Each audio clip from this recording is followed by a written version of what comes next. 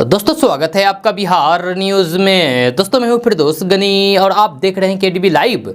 दोस्तों आज हो चुका है मंगलवार 21 जून 2022। तो आज की बिहार की टॉप न्यूज़ लेकर आए हैं आपके लिए। दोस्तों वीडियो स्टार्ट करने से पहले आपसे एक रिक्वेस्ट है, अगर आप नए आए हैं इस चैनल पर तो फिर चैनल को सब्सक्राइब करके बेल आइकन को भी प्रेस कर दीजिए और साथ में वीडियो को लाइक कर दीजिए, अपने दोस्तों के साथ शेयर भी कीजिए। तो चलिए दोस्तों स्टार्ट करते हैं आज की पूरे बिहार की टॉप न्यूज़। दोस्तों बिहार न्यूज में आज सबसे पहले बात करते हैं कि 10वीं पास हुए छात्र छात्राओं के लिए अच्छी खबर सामने आ रही है। जहां दरअसल बिहार विद्यालय परीक्षा समिति ने इंटर के लिए नामांकन की तिथि घोषित कर दी है। जहां जारी अधिसूचना के मुताबिक 22 जून से यानी कि कल से छात्र नामांकन के लिए आवेदन कर सकेंगे। जहां ये प्रक्रिया 30 जून तक जारी रहेगी। यह आवेदन की प्रक्रिया ऑनलाइन होगी। छात्र इसके लिए अपने आसपास मौजूदा केंद्र पर जाकर के या फिर मोबाइल फोन के माध्यम से ही आवेदन कर सकते हैं। बिहार बोर्ड द्वारा 10वीं का रिजल्ट जारी होने के बाद ही छात्र छात्राएं इंटर में नामांकन के लिए इंतजार कर रहे थे। अब छात्र 22 जून से 30 जून तक ऑनलाइन आवेदन कर सकते हैं।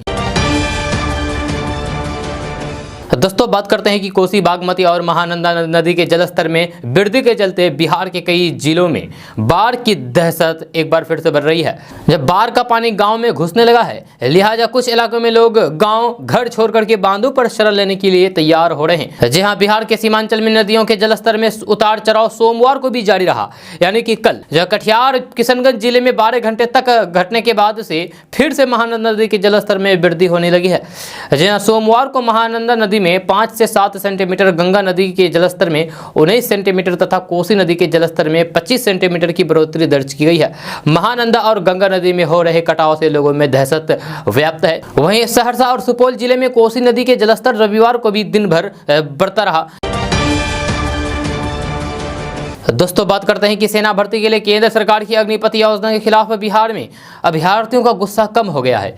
जहां सोमवार को कई संगठन द्वारा बुलाए गए भारत बंद का बिहार में असर बहुत कम देखने को मिला। एक दो जगह को छोड़ दे तो फिर बिहार में माहौल शांतिपूर्ण रहा। जहां कई जगह पर बाजार खोले और फिर गाड़ियों की आवाजाही सूचक हो सकी। अग्निपथ आंदोलन बिहार में थमता नजर आ रहा है। जब भारत बंद को देखते हुए पुलिस और प्रशासन पूरी तरीके से मुस्तैद रहा। जब राजधानी पटना, पूर्णिया, कटिहार, सहरसा, सुपौल, मुंगेर, आरा, किशनगंज, अररिया समेत अन्य जिलों में सोमवार को प्रदर्शन की खबर नहीं मिली। हालांकि कई जिलों में रेलवे स्टेशनों, बस स्टैंड और शहरों के प्रमुख चौक चौराहों पर सुरक्षा बलों की तैनाती की गई। यहाँ अररिया के फारबिसगंज में सुबह 10 बजे के बाद अभ्यर्थी सड़कों पर उतरे और फिर हाथों में तिरंगा और बैनर लेकर के प्रदर्शन करने लगे। अभ्यर्थियों ने सुभाष चौक पर जाम लगा दिया और फिर रेलवे ट्रैक पर बैठ गए। हालांकि अररिया शहर में बंद का असर नहीं देखने को मिला। जहाँ शहर के बाजार आम दिनों की तरह खुले और फिर लोग खरीदारी करते हुए नजर आए। जब अभ्यर्थियों का बवाल कम होने की एक बड़ी वजह पुलिस का एक्शन भी माना जा रहा है। जब बीते 2 दिनों के भीतर अलग अलग जिलों की पुलिस ने उपद्रवियों के खिलाफ कड़ी कार्रवाई करते हुए करीब 900 से ज्यादा लोगों को गिरफ्तार किया गया है। जब साथ ही 150 से ज्यादा FIR दर्ज की गई है। दोस्तों बात करते हैं कि बिहार के बिजली उपभोक्ताओं के लिए एक काम की खबर सामने आई है। जब बिहार में अब बिजली उपभोक्ताओं को अलग अलग स्लैब के मुताबिक कीमतों का भुगतान नहीं करना होगा, जहां बल्कि फ्लैट रेट के जरिए ही बिजली कंपनियां पैसे वसूलेगी।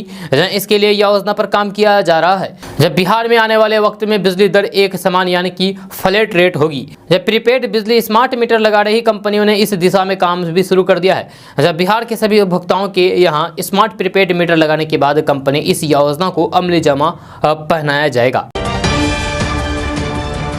दोस्तों बात करते हैं कि केंद्र सरकार की महत्वाकांक्षी योजना में शामिल आयुष्मान भारत प्रधानमंत्री जन आरोग्य योजना के अंतर्गत किशनगंज जिले के कुल 10,46,501 लाभुकों के निर्धारित लक्ष्य में से बचे हुए लाभुकों का गोल्डन ई कार्ड बनाने के लिए 20 से 30 जून तक विशेष शिविर का आयोजन किया जा रहा है। इस दौरान किशनगंज जिले के किशनगंज प्रखंड के सभी पंचायतों में 2-2 जगह में शिविर लगा करके CSC संचालकों के द्वारा बचे हुए सभी लाभुकों का गोल्डन ई कार्ड बनाया जाएगा।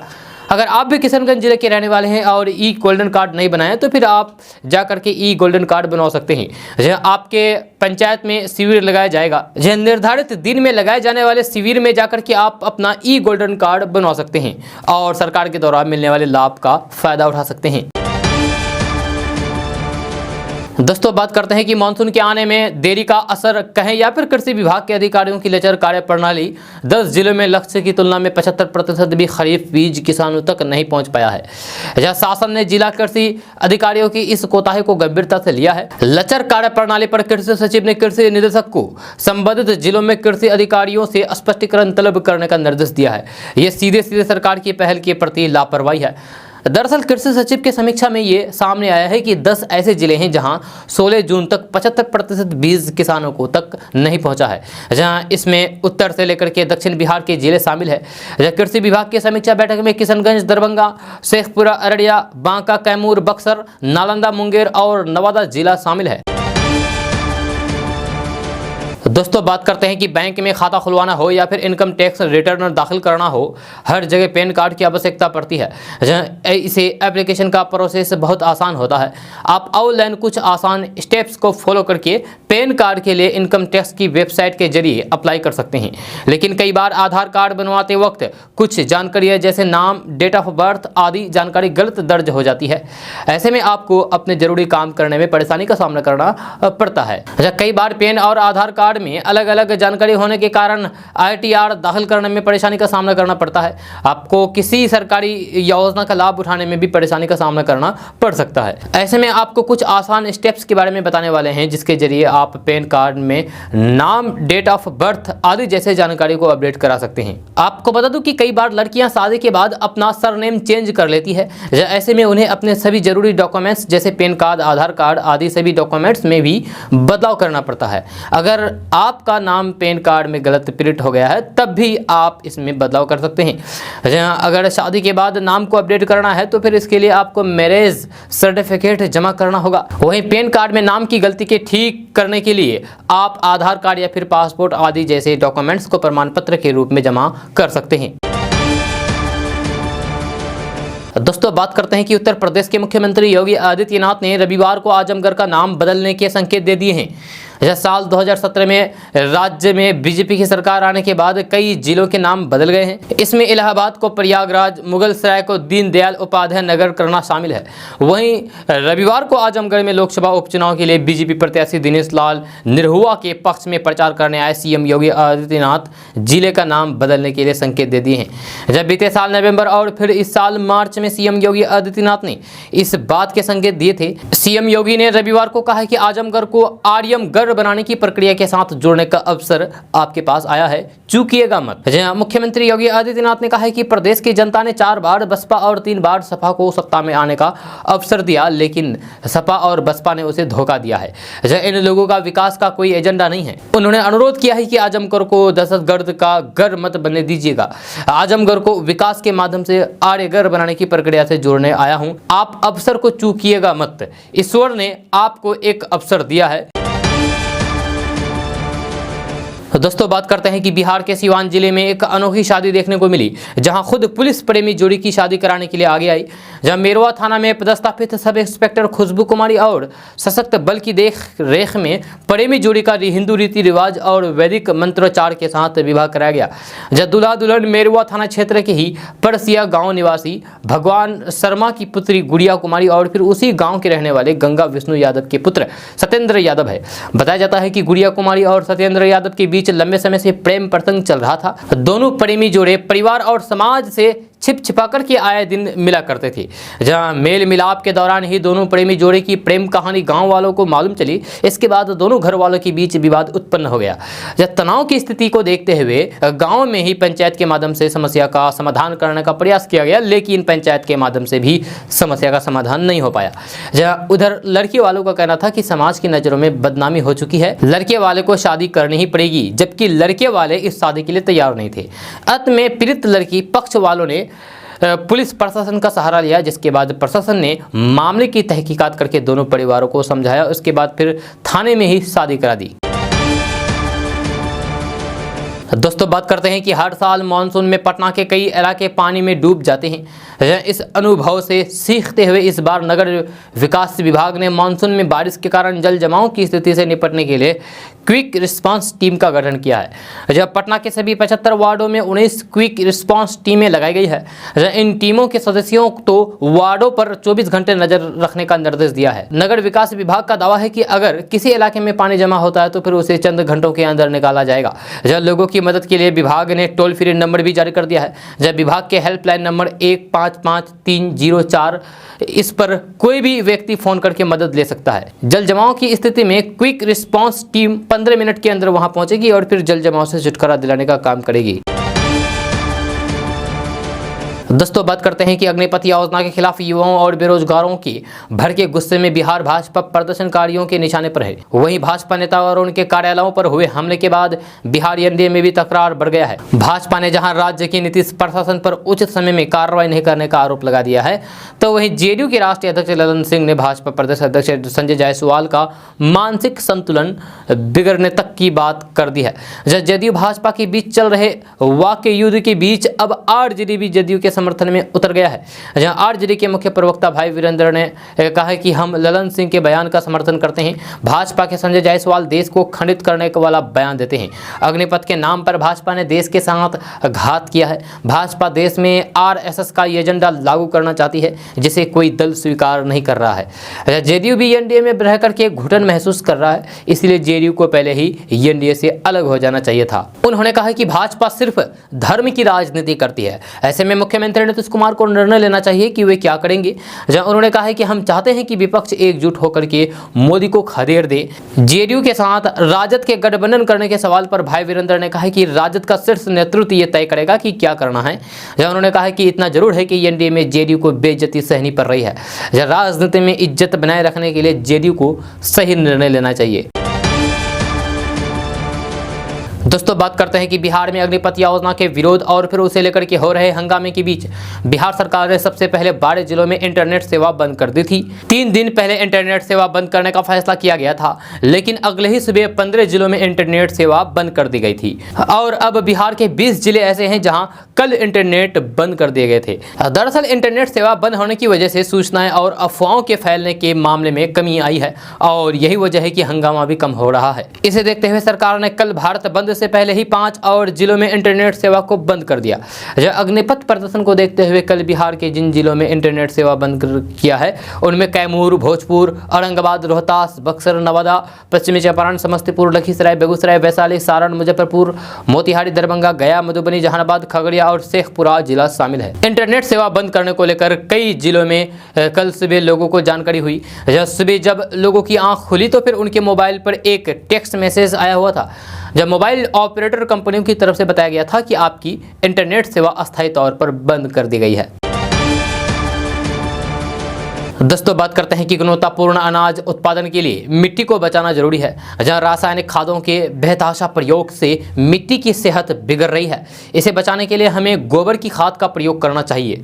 जी हां, सरकार भी अब टिकाऊ खेती के लिए जैविक खाद के इस्तेमाल और फिर प्राकृतिक खेती पर बल दे रही है, जोर दे रही है। ये बातें हम नहीं बल्कि बिहार कृषि विश्वविद्यालय में आयोजित 2 दिवसीय सेमिनार के समापन के मौके पर रविवार को आभासी रूप से मुख्य अतिथि के रूप में जुड़े उप मुख्यमंत्री रेणु देवी ने कही है।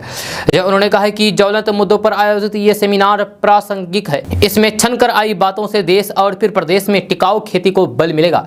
जहां डीएपी, यूरिया जैसे रासायनिक खाद से मिट्टी की सेहत बिगड़ रही है, जब उत्पाद भी जहरीला हो रहा है, जब वैज्ञानिक किसानों को इसमें दुष्परिणामों से अवगत कराएं, जब तभी खेती और फिर इंसान बच पाएंगे। हरियाणा में गौमूत्र और फिर गोबर से खाद तैयार हो रहा है, जो डीएपी से भी अधिक लाभकारी है। दोस्तों बात करते हैं कि बिहार के आयुष संस्थानों में नियुक्ति की आस लगाए चिकित्सकों को नीतीश सरकार जल्द ही बड़ी खुशखबरी देगी। स्वास्थ्य मंत्री मंगल पांडे ने कहा है कि बिहार सरकार 3 महीने के भीतर 3270 आयुष डॉक्टरों की नियुक्ति करेगी। उन्होंने कहा है कि राज्य मंत्रिमंडल ने आयुष संस्थानों के मरम्मत के लिए 825 करोड़ रुपए स्वीकृत किए गए हैं। उन्होंने कहा है कि आयुर्वेद और योग का आपस में गहरा संबंध है और कई आयुर्वेद चिकित्सकों ने अपने उपचार के हिस्से के रूप में योग की सिफारिश की है। राज्य में आयुष चिकित्सकों की नियुक्ति की प्रक्रिया भी जल्द शुरू होगी। इसके लिए सरकार ने 3 महीने में 3270 आयुष डॉक्टरों की नियुक्ति करने का फैसला किया है। दोस्तों बात करते हैं कि अग्निपथ योजना को लेकर के जारी विरोध प्रदर्शन का असर ट्रेनों के परिचालन पर भी देखने को मिला है। जब पिछले 3 दिनों से ज्यादातर स्टेशनों पर सन्नाटा पसरा है, जहां कल सोमवार को भी पटना जंक्शन, राजेंद्र टर्मिनल और दानापुर रेलवे स्टेशन से चलने वाली लगभग सभी ट्रेनें रद्द कर दी गई थी। दरअसल कल अग्निपथ योजना के विरोध में भारत बंद का आह्वान किया गया था। हालांकि इस बंद का कोई खास असर नहीं रहा। जब पटना जंक्शन होकर के केवल 3 ट्रेनों का परिचालन हुआ, जब सभी लंबी दूरी की ट्रेनें हैं और वही दूसरी पटना जंक्शन, राजेंद्र टर्मिनल और दानापुर स्टेशन समेत अन्य स्टेशनों पर विशेष सुरक्षा व्यवस्था की गई थी। दोस्तों बात करते हैं कि 8 सदस्य के मुखपत्र कहे जाने वाले ऑर्गेनाइजर में छपे एक लेख ने बिहार की राजनीति में भूचाल ला दिया है। जब 10 जून को छपे इस लेख में मुख्यमंत्री नीतीश कुमार के सुशासन की धज्जियां उड़ा दी है। मुखपत्र में लिखा गया था कि स्वास्थ्य, शिक्षा, कानून, रोजगार सृजन सहित तमाम मोर्चे पर नीतीश कुमार की सरकार फेल है, नाकाम रही है। इसके अलावा लेख में पिछले 17 साल के शासन का जिक्र करते हुए लोगों की अपेक्षाओं को पूरा करने में नीतीश सरकार को पूरी तरीके से विफल बताया गया है। इसके समर्थन में आंकड़ों का अंबार रख दिया गया है। फिर चाहे वह शिक्षा, स्वास्थ्य, आर्थिक विकास का क्षेत्र हो या फिर कानून व्यवस्था, इंफ्रास्ट्रक्चर डेवलपमेंट और प्लान का, जब विकास के तकरीबन सभी मोर्चे पर उसे कटघरे में खड़ा कर दिया गया है।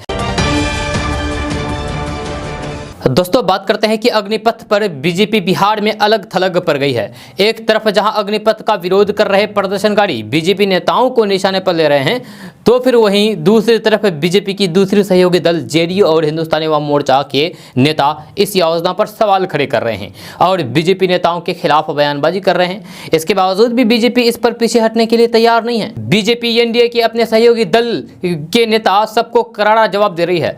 बिहार में इसको लेकर के बीजेपी प्रदेश अध्यक्ष संजय जायसवाल ने मोर्चा खोल दिया है। संजय जायसवाल ने जहां अपने ही सरकार और प्रशासन पर सही एक्शन नहीं लेने का आरोप लगाया है, तो फिर वही नेता प्रतिपक्ष तेजस्वी यादव को भी आड़े हाथों लिया।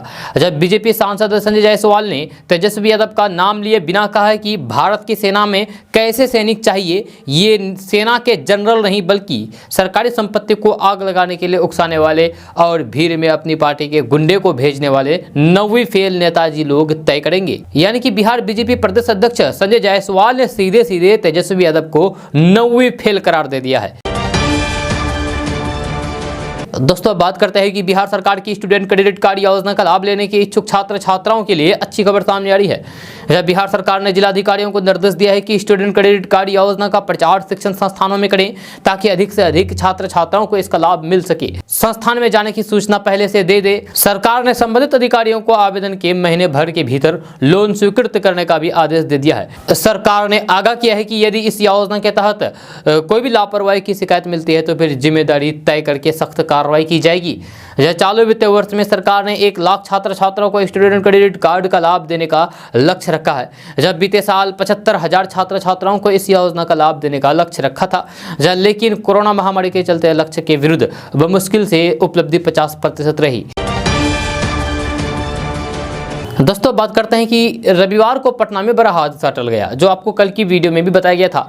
जब बिहार की राजधानी पटना से भारत की राजधानी दिल्ली के लिए उड़ान भरने वाले 185 यात्री सकुशल घर पहुंच गए। इन यात्रियों को सकुशल वापस पटना एयरपोर्ट पर लाने वाली महिला पायलट मोनिका की चौतरफा तारीफ हो रही है, जिसमें एयर होस्टेस से कोड वर्ड में सूचना मिलते ही अलर्ट हो गई और आग वाले इंजन को तुरंत बंद करके दूसरे इंजन का सहारा लेते हुए सुरक्षित लैंड करवाने में कामयाबी पाई। पटना एयरपोर्ट पर दोबारा लैंड करने के बाद 185 यात्रियों ने ईश्वर का धन्यवाद करते हुए पायलट के साहस का और फिर काम की तारीफ की है।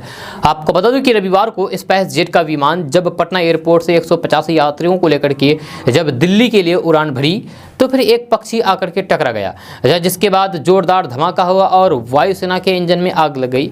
इस आवाज़ को स्थानीय लोगों ने सुना और फिर आग की लपटों को देखते हुए तुरंत पुलिस को सूचना दी और पुलिस ने एयरपोर्ट को इसकी जानकारी दी। आनंद फानन में डीएम और एसएसपी समेत कई अधिकारी एयरपोर्ट पहुंच गए, जहां आग की लपटों को एयर होस्टेस ने भी देखा, जिसके बाद उसने कोड वर्ड में पायलट को इसकी जानकारी दी और पायलट कैप्टन मोनिका ने धैर्य का परिचय देते हुए विमान के दोबारा पटना एयरपोर्ट पर सुरक्षित लैंड करा दिया। दोस्तों बात करते हैं कि सेना भर्ती की अग्निपथ योजना के विरोध में उपद्रवियों ने देश को काफी नुकसान पहुंचाया है, जहां इसके कई वीडियो सोशल मीडिया पर तेजी से वायरल हो रहे हैं। कुछ को देख करके जहां हैरानी हो रही है, तो फिर कई ऐसे वीडियोस भी सामने आ रहे हैं जिन्हें देखने के बाद लोग इमोशनल हो जा रहे हैं। जहाँ ये उपद्रवी केवल सरकारी संपत्ति का ही नुकसान नहीं किए बल्कि आम जन की गाड़ियों को भी नुकसान पहुंचाया है। जहाँ इस विरोध प्रदर्शन का खामियाजा अगर कोई भुगत रहा है तो फिर वह आम इंसान है। जहाँ हाल के दिनों में एक ऐसा ही वीडियो सामने आया है जिसमें एक शख्स की गाड़ी इस प्रदर्शनकारियों ने फूंक दी। जैसे कि हम सभी जानते हैं कि कार खरीदना किसी भी मिडिल क्लास फैमिली का एक सपना होता है और अगर किसी हिंसक प्रदर्शन में उसका ये सपना जल जाए तो फिर दुख की कोई सीमा नहीं हो रहती है।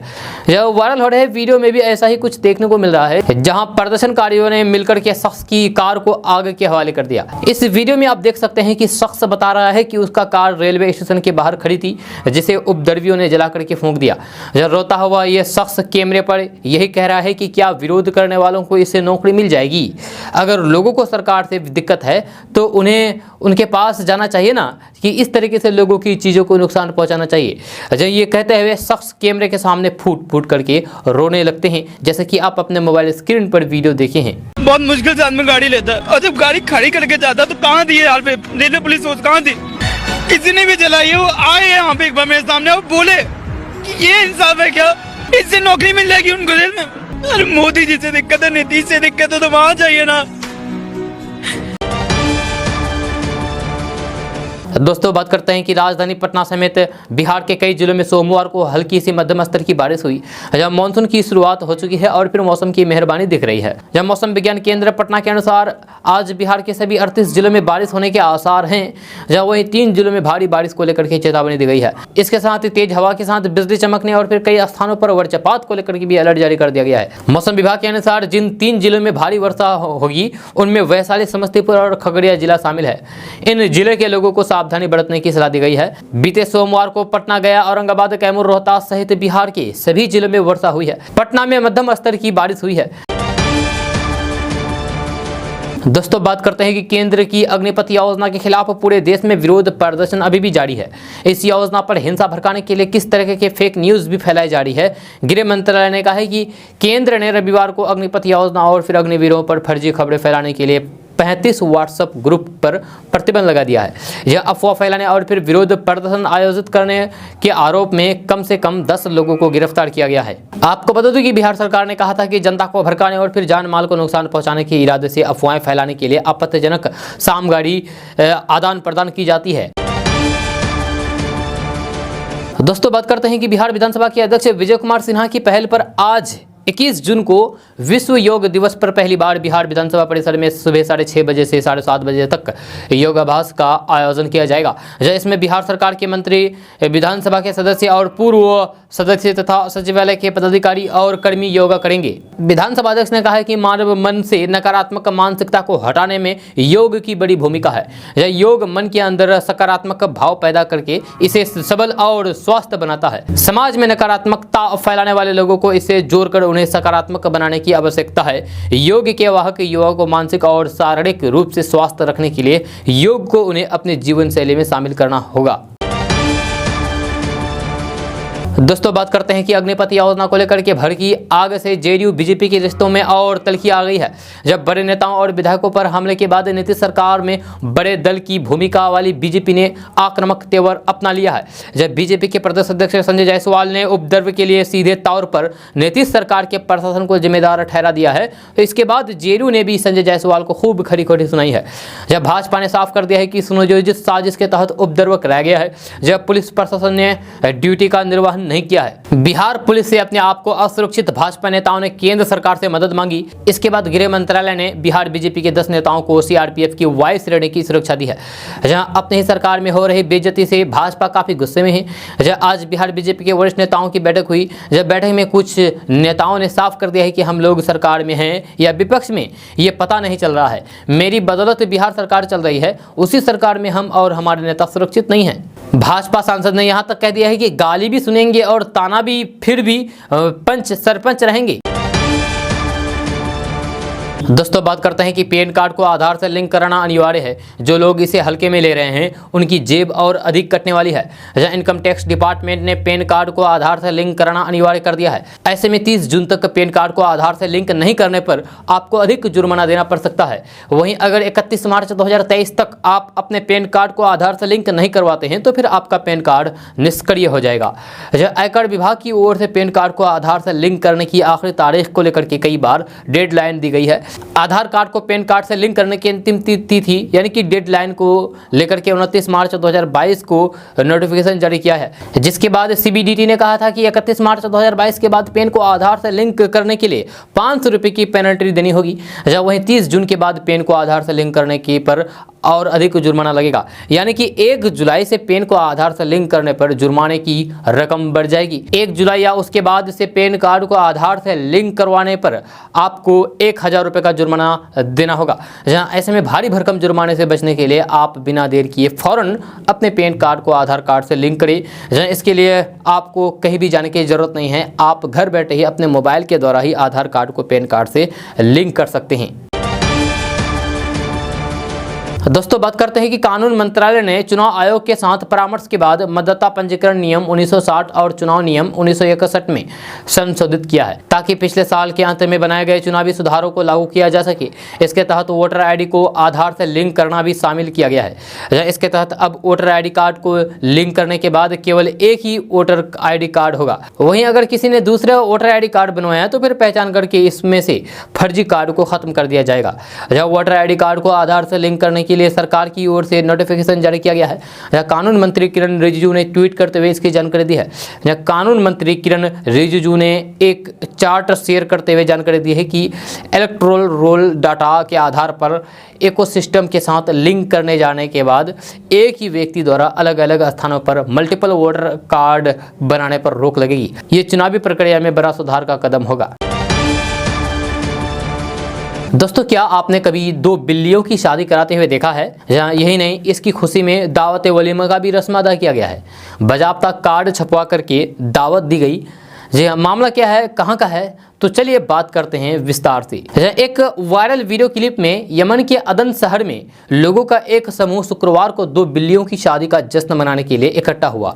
सोशल मीडिया यूजर्स ने इस घटना का एक वीडियो प्रसारित किया है, जिसमें एक व्यक्ति को 2 बिल्लियों के बीच निकाह का पाठ करते और फिर मामले को आधिकारिक बनाने के लिए दोनों के 2 पैरों के निशान लेते हुए दिखाया गया है। ये कार्यक्रम अदन शहर के अल-मुअल्ला जिले में आयोजित किया गया था और तैयार और मुद्रित किए गए निमंत्रणों के वितरण के बाद मेहमानों को पार्टी में आमंत्रित किया गया था। ये वीडियो सोशल मीडिया पर व्यापक रूप से फैल गया और इसे हास्य और व्यंग्यपूर्ण टिप्पणियां मिली है।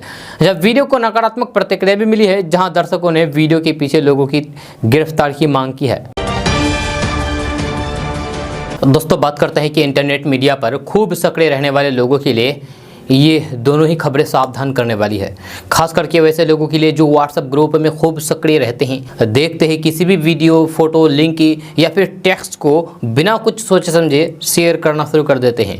ऐसे ही गलती आपको खूब भारी पड़ सकती है। अभी हम आपको जो बातें बताने जा रहे हैं ये जानकर आपकी आंखें खुल सकती है, जबकि बिहार में ऐसी गलती के लिए एक बड़े प्रशासनिक अफसर को गिरफ्तार कर लिया गया है। जहाँ वहीं एक और घटना में व्हाट्सएप ग्रुप के एडमिन के साथ ही 8 लोगों को गिरफ्तार कर लिया गया है। जहाँ आर्थिक प्राधिकारी यानी कि ईओयू ने बिहार में निर्वाचन विभाग के उप सचिव आलोक कुमार को गिरफ्तार किया है। जहाँ वे बिहार प्रशासनिक सेवा के अधिकारी हैं। जहाँ उन पर आरोप है कि व्हाट्सएप ग्रुप में सांप्रदायिक सौहार्द को बिगाड़ने वाला संदेश प्रसारित किया था। जहाँ इसकी शिकायत किसी अफसर ने ही ईओयू को की थी। इधर नवादा जिले से व्हाट्सएप ग्रुप के एडमिन सहित 8 लोगों को गिरफ्तार किया गया है। इस ग्रुप में नवादा के रजौली थाना को उड़ाने की चर्चा हो रही थी, जहाँ अग्निपथ स्कीम के विरोध में उपद्रव की साजिश रची जा रही थी। इसमें प्रधानमंत्री नरेंद्र मोदी के लिए अपशब्दों का भी इस्तेमाल किया गया था। इस ग्रुप का चैट वायरल होने के बाद पुलिस ने कार्रवाई की है। तो अगर आप भी अपने व्हाट्सएप ग्रुप में कि अपने दोस्तों के साथ बिना सोचे समझे मैसेज, फोटो, वीडियो, किसी भी चीज़ को बिना सोचे समझे शेयर करते हैं तो फिर समझ जाइए, नहीं तो फिर आपको भारी पछताना पड़ सकता है, जेल की हवा खानी पड़ सकती है। दोस्तों बात करते हैं कि जनधन खाता धारकों के लिए बड़ी खुशखबरी आई है। अगर आपने भी ये अकाउंट खुलवा रखा है तो फिर अब आपको हर महीने 3,000 रुपये मिलेंगे।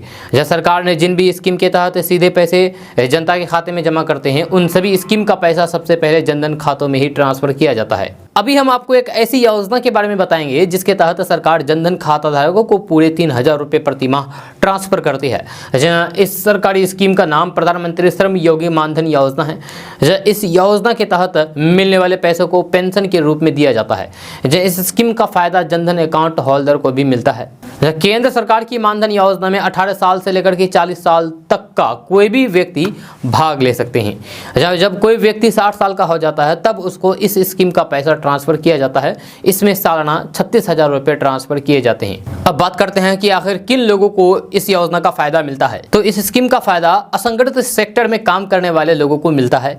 Street vendor, mid day meal worker, head loader, ईंट भट्टा मजदूर, मोची, कूड़ा बिनने वाले, घरेलू कामगार, धोबी, रिक्शा चालक, भूमिहीन मजदूर यानी कि जिनके पास ज़मीन नहीं है वो मजदूर इस स्कीम का फ़ायदा उठा सकते हैं। इसके अलावा अगर आपकी मंथली इनकम 15,000 रुपये से कम होगी तब भी आप इस स्कीम का फ़ायदा उठा सकते हैं। अब बात करते हैं कि आखिर इसमें किन किन डॉक्यूमेंट्स की ज़रूरत होगी।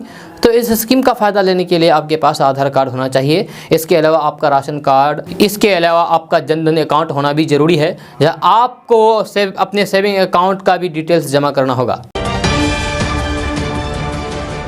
दोस्तों बात करते हैं कि पैगंबर मोहम्मद पर विवादित बयान के चलते भाजपा से निलंबित नुपुर शर्मा के खिलाफ देश के कई इलाकों में अब भी विरोध प्रदर्शन जारी है। इत्तेहाद मिल्लत काउंसिल के राष्ट्रीय अध्यक्ष मौलाना तौकीर रजा ने नुपुर शर्मा की गिरफ्तारी की मांग की है। इस मांग को लेकर के 19 जून को तौकीर रजा की अध्यक्षता में हजारों मुस्लिम बरेली के इस्लामिया मैदान में जुटे। जब वहीं दूसरी ओर अजमेर में पूर्व भाजपा प्रवक्ता के समर्थन में मार्च निकाला गया।